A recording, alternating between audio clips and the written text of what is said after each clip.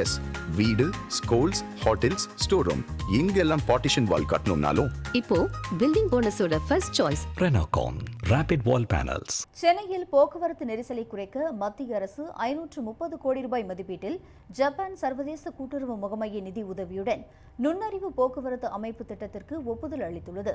சென்னை மாநகராட்சி மற்றும் போக்குவரத்து காவல்துறை சேர்ந்து செயல்படுத்தும் இத்திட்டம் ஆகஸ்ட் 2026க்குள் செயல்பாட்டுக்கு வரும் என அறிவிக்கப்பட்டுள்ளது.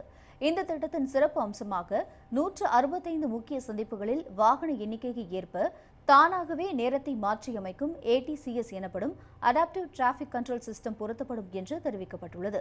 மேலும் பேருந்துகளில் ஜிபிஎஸ் பொருத்தப்பட்டு பேருந்து நிலையை டிஜிட்டல் திரைகளில் பேருந்து வரும் நேரம் காட்டப்படும் என்றும் 17 இடங்களில் டிஜிட்டல் பலகைகள் மூலம் போக்குவரத்து நெரிசல் எச்சரிக்கைகள் வழங்கப்படும் என்றும் தெரிவிக்கப்பட்டுள்ளது.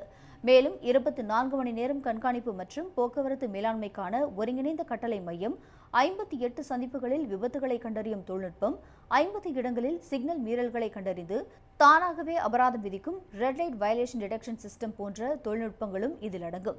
ஏற்கனவே 100க்கும் மேற்பட்ட சந்திப்புகளில் கட்டுமான பணிகள் நிறைவடைந்து மின் மற்றும் தகவல் தொடர்பு உள்கட்டமைப்பு பணிகள் போர்க்கால அடிப்படையில் நடைபெற்று வருகின்றன.